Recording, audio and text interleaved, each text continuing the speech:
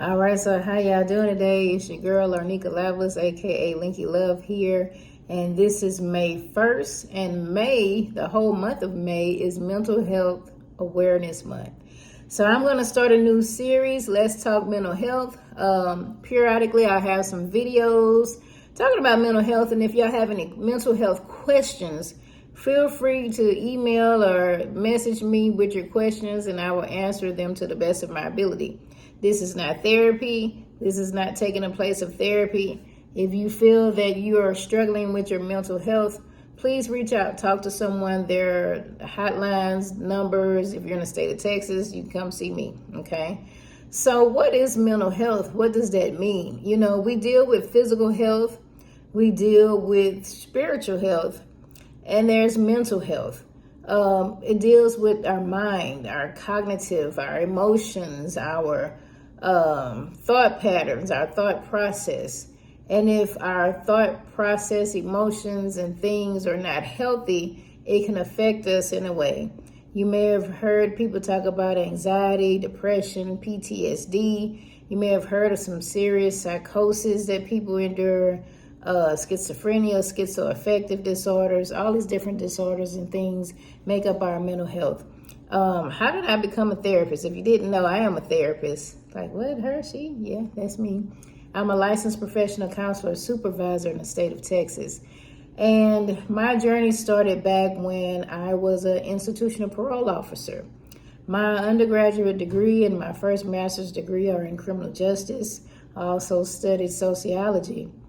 And I was working at the prison, young black woman, working at the prison with all of these brown men, young black and Hispanic guys incarcerated for some very long sentences. And I'm like, dang, man, this is something else. And at that time, criminal justice reform was needed. They had all this crazy stuff Clinton and was doing.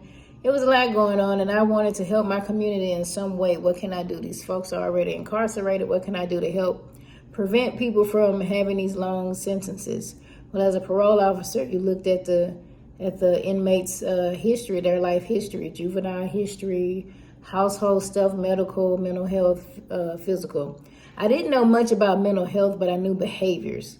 I knew a lot of the guys pretty much said that they had issues in school, issues when they were kids. There was no one to talk to, no one to help them. And they made bad decisions, did some bad things, and they wound up being incarcerated.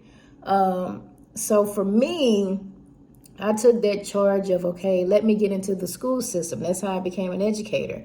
Let me get into the school system so I can help some kind of way, talk to these guys when they're kids, and hopefully they won't do anything that'll get them incarcerated, right? And so I went back and got another master's degree. And I remember they asked, do you want to do school counselor or community counseling? I didn't know one was different from the other. And I said, let me do both of them. So I became a certified school counselor and I became a licensed professional counselor. And I'm glad I did, because in this day and time, with everything that's going the way it is, we need people who are mental health professionals in education. Okay, so for me, I didn't know mental health affect behavior, and I soon learned that. And I learned as an educator, when we see our kids with these behaviors, maybe, they're talking a lot, maybe they're fighting, they're angry, they're withdrawn, maybe they're hurting themselves, maybe they're having suicidal ideation. Why? Something's going on somewhere. It could be some environmental stuff that's going on in the homes, could be stuff going on at school, could be some interpersonal things. It could be things that's genetic. Maybe the family members have some mental health diagnosis, some disorders, something somewhere, and it's affecting the children. So I've learned a lot in the past, 13, 14 years, 15 years. I'm going to get that number right, that I've been in education, because I took 2 years off to do mental health full time, and then I went back.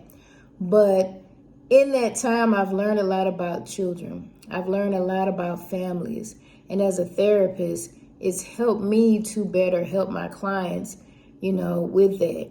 And so I'm also a mental health advocate. I speak at different places. I post different things on social media. you know, I do stuff like this to try to educate and help the community. So that's just a little tidbit about me. If you didn't know, now you know. But I will be talking about different disorders, different things, and how can we help. It's one thing to know, okay, I'm diagnosed with this, but how do I deal with it? How do I manage it? Or how do I even get through it, you know? So, all right, well, y'all be blessed. I'll talk to y'all later.